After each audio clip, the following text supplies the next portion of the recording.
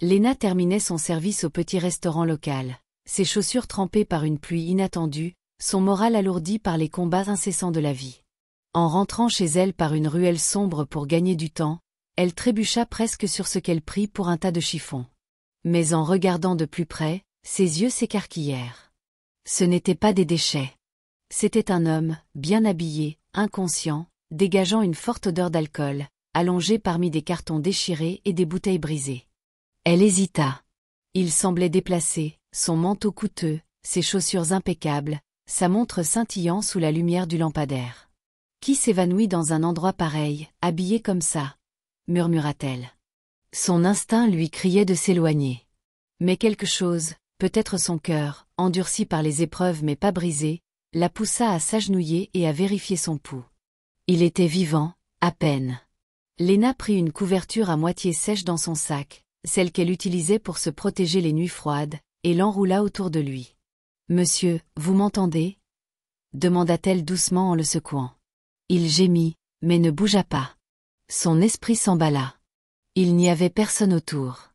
Personne ne viendrait.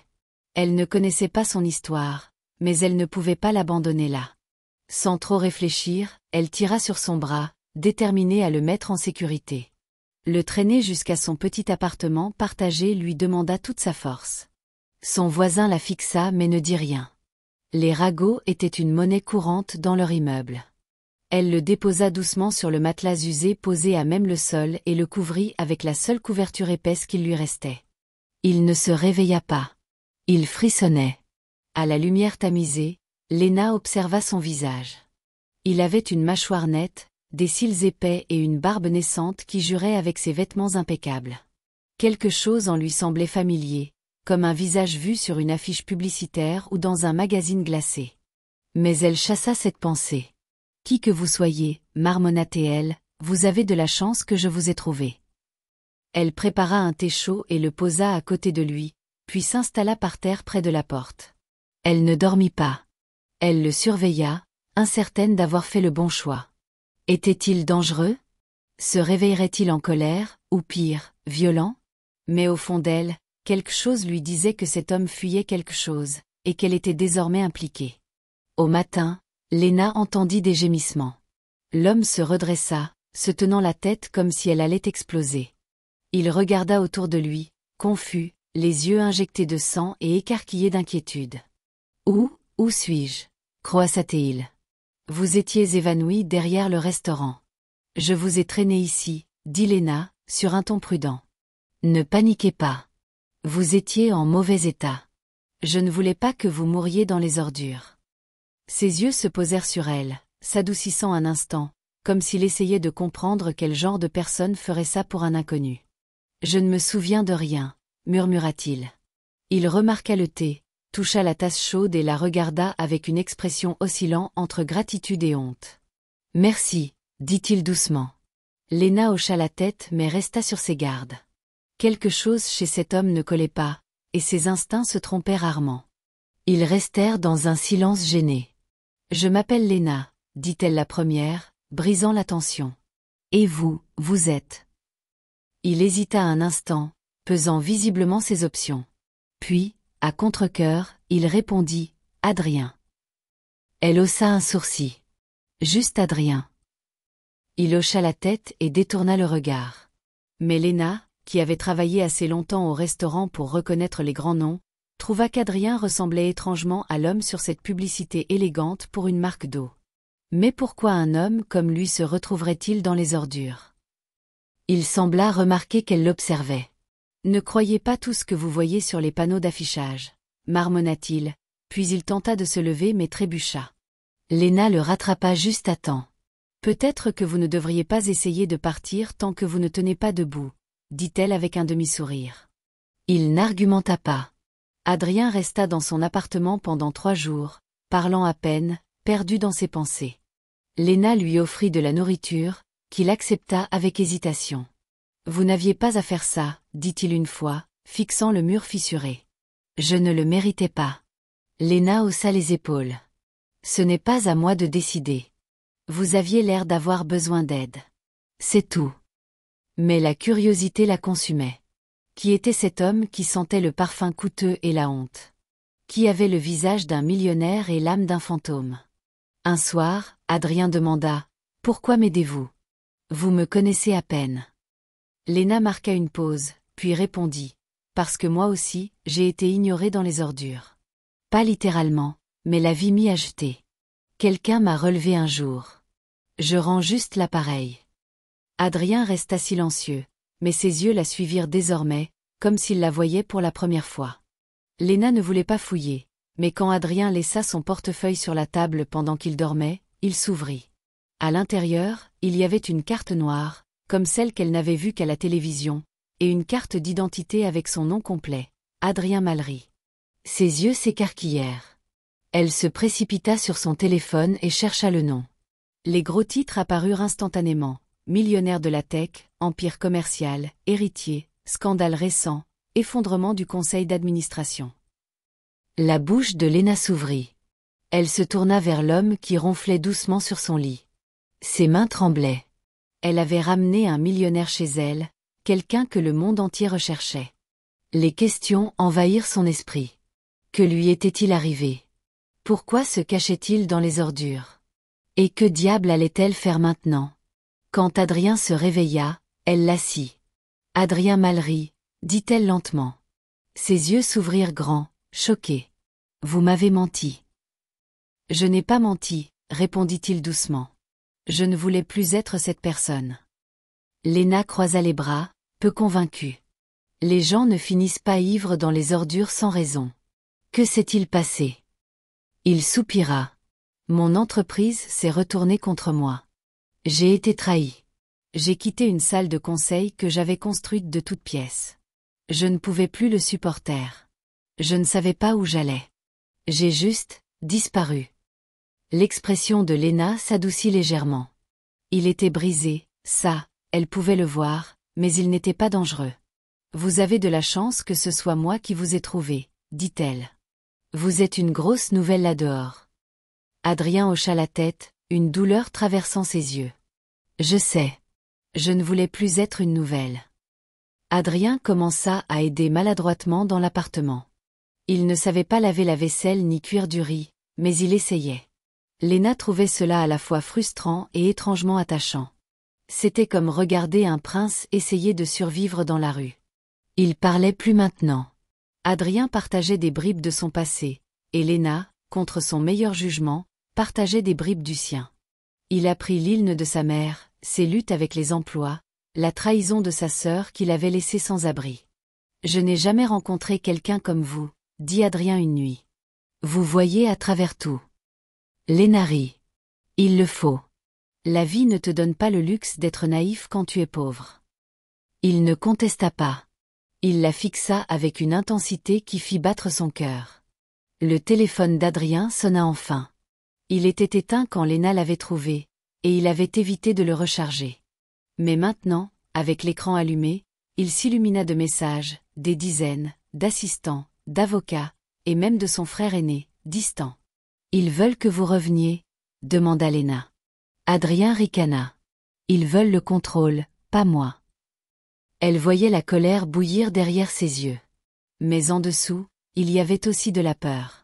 « Vous ne pouvez pas vous cacher éternellement, » dit Léna doucement. « À un moment donné, vous devrez les affronter. » Adrien la regarda. « Et si je ne veux plus de ce monde ?» Elle marqua une pause. « Alors trouvez ce que vous voulez, mais ne fuyez pas votre ombre. Elle vous suivra. » Adrien insista pour aider Léna davantage. « Je dois gagner ma place, » dit-il. Il emprunta une veste de l'oncle défunt de Léna et commença à la suivre au restaurant. Le manager, peu impressionné par son apparence, lui donna le poste de plongeur à l'arrière. Au début, Adrien ratait tout. Il cassa 2 assiettes et se fit réprimander dans l'heure. Mais il n'abandonna pas. Léna l'observait avec un mélange étrange d'amusement et de fierté. Elle voyait que ce n'était pas une question d'argent. C'était une question de dignité. Chaque soir, ils rentraient ensemble, partageant des pâtisseries bon marché et des rires discrets. C'était la première fois depuis longtemps qu'Adrien semblait en paix. Léna, en revanche, avait peur de la vitesse à laquelle il était devenu une partie de sa vie. Une nuit, Un groupe de jeunes riches entra dans le restaurant. Bruyant, ostentatoire, arrogant. Léna les reconnut. Ils s'étaient moqués d'elle auparavant, mais cette fois, ils s'arrêtèrent. « C'est Adrien Mallery », s'exclama l'un d'eux. Le cœur de Léna se serra. Adrien resta figé derrière le comptoir. L'un des gars sortit son téléphone. Tout le monde pense qu'il a disparu, mais il est là, à laver la vaisselle. Les rires résonnèrent dans le restaurant. Adrien ne réagit pas. Il enleva son tablier et sortit. Léna le suivit, mais il ne dit rien jusqu'à ce qu'ils arrivent à l'appartement. C'est pour ça que je déteste ce monde. Il ne voit pas les gens, juste des histoires. Léna toucha son bras. Vous n'êtes pas une histoire pour moi. Le lendemain, une voiture noire s'arrêta près du restaurant. Un homme en costume s'approcha d'Adrien. Votre frère m'envoie. Il veut que vous rentriez. La mâchoire d'Adrien se crispa. Dites-lui que je ne suis pas intéressé. L'homme ne sia pas. Il a dit que si vous ne revenez pas, le conseil supposera que vous êtes mort et retirera vos parts définitivement. Léna, observant de loin, ne comprenait pas tout, mais elle voyait que c'était sérieux. Cette nuit-là, Adrien était silencieux. Il ne toucha pas à sa nourriture. Ils veulent m'éliminer complètement, dit-il enfin. Si je ne reviens pas, je perds tout. Léna hocha la tête. Et si vous revenez? Adrien croisa son regard. Je pourrais me perdre moi-même. Léna trouva une note pliée sur son oreiller. Merci pour tout. Je dois affronter ça. Ah! Elle fixa la note pendant des minutes avant que la réalité ne la frappe. Adrien était parti. Son cœur battait fort alors qu'elle se précipita dans la rue, mais il n'était plus là. La pièce semblait plus froide sans lui. Elle n'avait pas réalisé à quel point il occupait de place jusqu'à maintenant. Son rire, son odeur, la façon dont il s'asseyait dos au mur, comme s'il protégeait toujours quelque chose. Elle froissa la note dans son poing. Stupide garçon riche, murmura-t-elle à travers ses larmes. Mais au fond, elle craignait de ne plus jamais le revoir. Le retour d'Adrien dans le monde des affaires fit les gros titres. Photos, interviews, rumeurs. Léna regardait tout cela sur le petit écran de télévision du restaurant. Il était de nouveau impeccable, rasé de près, en costume sur mesure, confiant. Mais elle connaissait ce regard maintenant. C'était un masque. Les clients parlaient de lui. Vous avez entendu parler du millionnaire prodigue? Dit l'un d'eux. Revenu de sa cachette. Léna força un sourire et continua à servir la nourriture. Il n'avait aucune idée qu'il avait dormi sur son sol et mangé des nouilles instantanées avec elle. Elle éteignit la télévision une nuit et murmura « Fais attention, Adrien. Ne perds pas celui que tu es devenu ici. » 2 semaines plus tard, on frappa à sa porte. Ce n'était pas Adrien. C'était une femme en robe soignée, tenant un dossier. « Êtes-vous mademoiselle Léna ?» demanda-t-elle. « Oui. » La femme lui tendit une enveloppe. « Monsieur Mallery m'a demandé de vous donner ceci. » Léna l'ouvrit et trouva une lettre et un trousseau de clés. La lettre disait « Je n'ai pas oublié. J'ai juste besoin de temps. C'est un endroit pour vous. Sans condition, juste la sécurité. » Les clés étaient celles d'un appartement à l'autre bout de la ville, bien meilleur que le sien. Léna les fixa. Étaient-ce de la gentillesse ou de la culpabilité? Quoi qu'il en soit, cela ressemblait à un adieu. Léna déménagea à contre-cœur. Son ancien appartement était plein de plomberies défectueuses et de murs fins, mais il portait des souvenirs. Le nouvel endroit était calme, propre et solitaire. Adrien avait pensé à tout, nourriture stockée, loyer payé d'avance, même une note lui rappelant de rester Léna. Elle fixa le canapé où elle imaginait qu'il s'assoirait. Reviendrait-il un jour? Ou n'avait-elle été qu'un chapitre de sa déchéance, une parenthèse temporaire dans son empire? Pourtant, elle murmura dans le silence, « Tu ferais mieux de ne pas m'oublier, Adrien. Je ne suis pas facile à oublier. » Les rumeurs commencèrent à circuler sur une mystérieuse femme qui avait aidé Adrien pendant sa disparition. Les paparazzis harcelaient son équipe, fouillant dans ces dernières semaines. Léna évitait les projecteurs, mais la pression montait. Un soir, elle trouva 2 journalistes devant son nouvel appartement. « Êtes-vous la fille de la ruelle ?» demandèrent-ils. Avez-vous sauvé la vie d'Adrien Mallery? Elle leur claqua la porte au nez. Elle appela le numéro qu'Adrien avait laissé au bas de sa lettre. Il pleut, dit-elle quand il répondit. Je n'ai pas demandé ça. Sa voix était douce. Je sais. Je suis désolée. Je vais arranger ça. Une semaine plus tard, Adrien se présenta. Sans caméra, sans costume. Juste lui, debout à sa porte, l'air incertain pour la première fois en semaine. Salut, dit-il. Léna cligna des yeux. Il t'en a fallu du temps. Il entra, silencieux. Il se tenait dans la cuisine. Je ne savais pas comment revenir sans bouleverser ta vie, dit-il. Tu l'as déjà fait, répondit-elle. Mais pas d'une mauvaise manière. Ils s'assirent par terre, comme avant. Adrien la regardait comme si elle était la seule chose réelle dans sa vie. Tu m'as manqué, Léna. Elle ne répondit pas. Elle posa juste sa tête sur son épaule. Adrien ne retourna pas au manoir. Il resta dans l'appartement de Léna, préparant le petit déjeuner avec elle, réparant les robinets qui fuyaient, apprenant les noms de ses voisins. Un matin, pendant qu'elle remuait du gruau, il posa une petite boîte sur la table. Ce n'était pas une boîte à bagues. À l'intérieur, il y avait un trousseau de clés avec une note. Je veux qu'on vive comme ça ensemble, mais en mieux. Léna le regarda, confuse. Tu veux que j'emménage? Il hocha la tête. Ce n'est pas un manoir. C'est quelque chose que je construis pour nous deux. Je recommence de zéro. L'idée fit battre son cœur, pas à cause de la maison, mais parce qu'il l'incluait dans ses projets de vie, non comme un projet, mais comme une partenaire. Elle ne lui donna pas de réponse tout de suite. Mais cette nuit-là, elle prit sa main en regardant la télévision et murmura « Je ne fuis plus.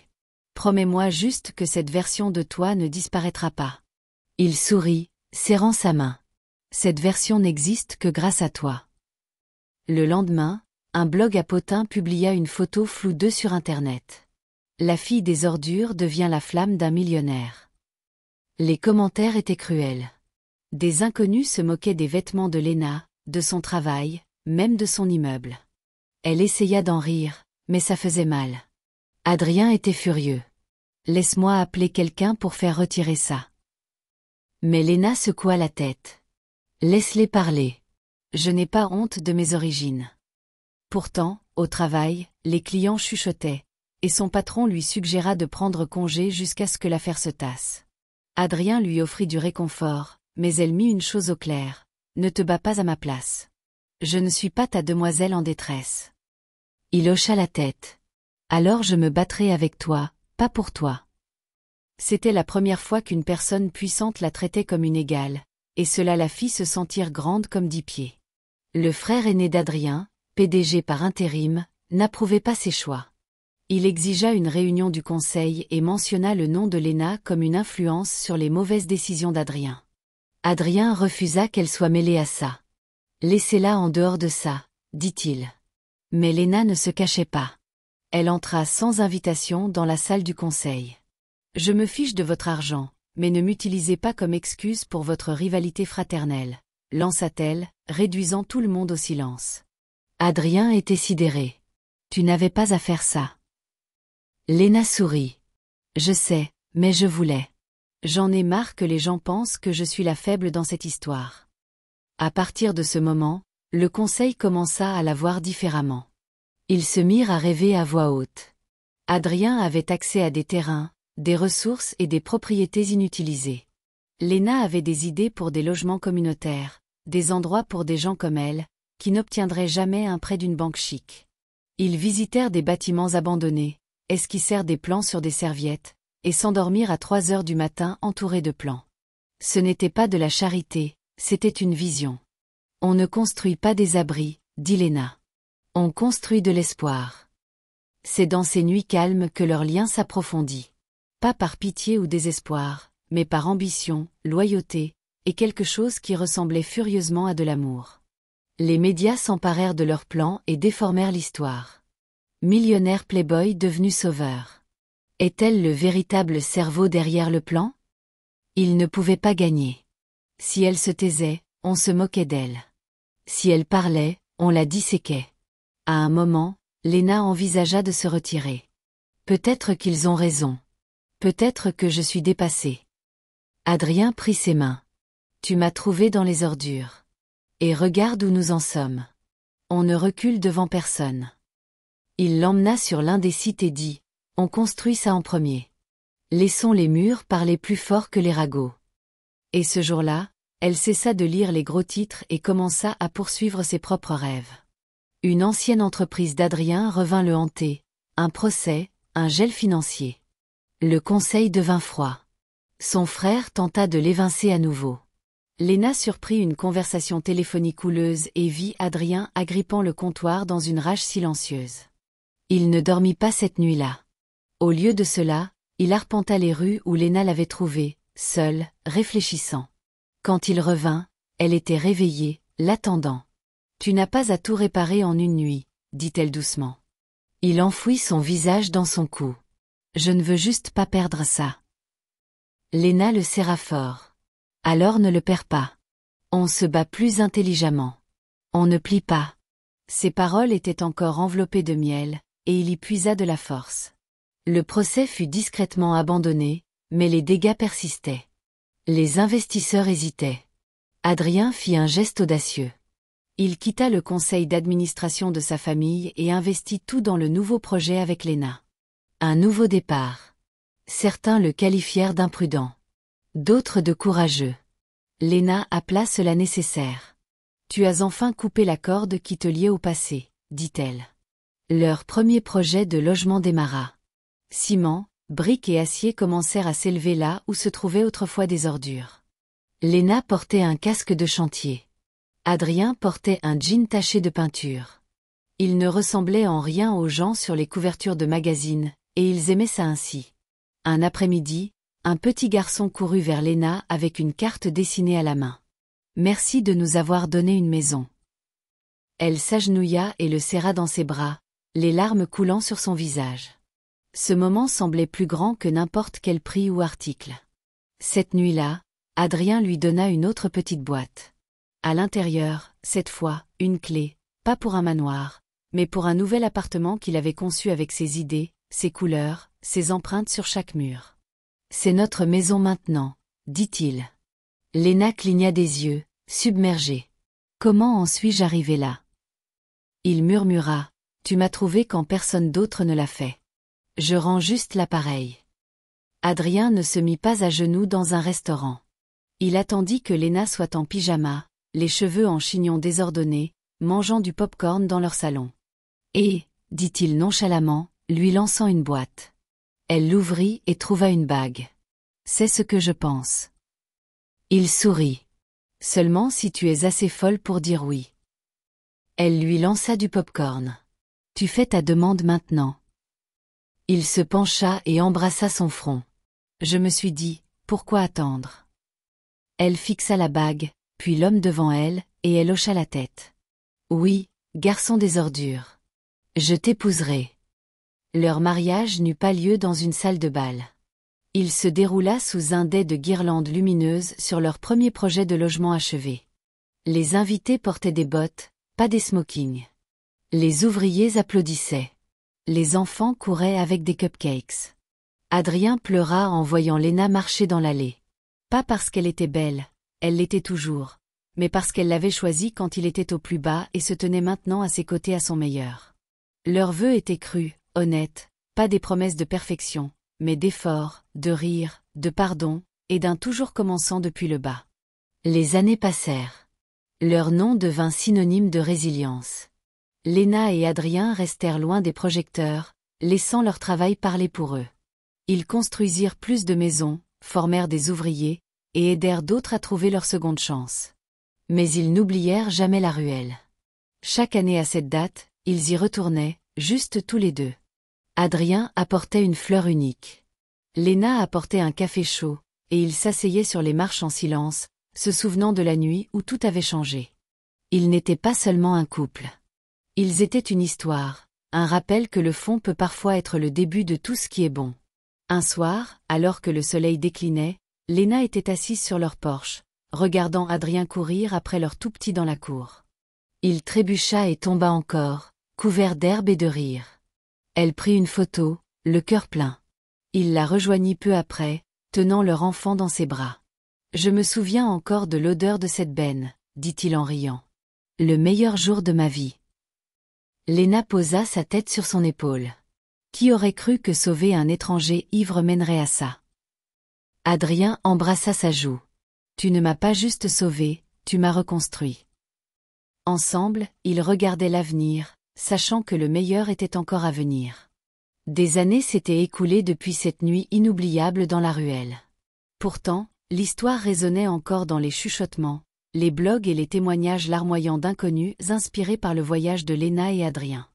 Un soir nuageux, Léna fut invitée à parler lors d'un petit rassemblement de jeunes. Pas de caméra flashy, pas de buzz médiatique, juste des gens ordinaires espérant croire à nouveau. Adrien attendait en coulisses avec leur fils, maintenant d'âge scolaire, regardant Léna debout devant une petite foule, tenant rien d'autre que sa vérité. Elle commença sans note, sans script. « Je n'ai pas grandi en rêvant d'amour ou de richesse. J'ai grandi en survivant, dit-elle, la voix ferme. Mais une nuit pluvieuse, j'ai trouvé un homme dans les ordures. Pas un homme qui n'avait rien, mais un homme qui se sentait comme rien. » La salle était silencieuse. Je ne l'ai pas sauvé. Je l'ai vu. Et en retour, il m'a vu. Ses yeux se voilèrent alors qu'elle regardait vers le fond de la salle où Adrien se tenait, tenant la petite main de leur fils. Léna prit une inspiration et sourit. Ce qui a changé nos vies, ce n'était pas l'argent. Ce n'était pas la pitié. C'étaient deux personnes brisées qui ont choisi de ne pas le rester. Vous êtes peut-être à terre aujourd'hui. Vous vous sentez peut-être oublié, sale, rejeté, invisible. Mais je vous promets, l'endroit où vous êtes maintenant n'est pas la fin de votre histoire. Cela pourrait être le début. Elle regarda directement une caméra qui diffusait discrètement en direct pour son audience en ligne croissante, les mêmes personnes qui avaient suivi leur voyage depuis le premier rebondissement jusqu'au triomphe final. Si notre histoire vous a touché, si elle vous a rappelé que l'amour peut être désordonné, bruyant, réel et magnifique dans des endroits inattendus, appuyez sur ce bouton d'abonnement. Ne suivez pas seulement notre histoire, faites en partie. Il y a encore plus à venir, et vous ne voulez pas manquer ça. Avec un léger signe de la main et un sourire entendu, Léna descendit de la scène et se glissa dans les bras d'Adrien. Alors qu'ils s'éloignaient ensemble, la section des commentaires se remplit de cœurs, de larmes et d'un message puissant répété encore et encore, des ordures à l'éternité.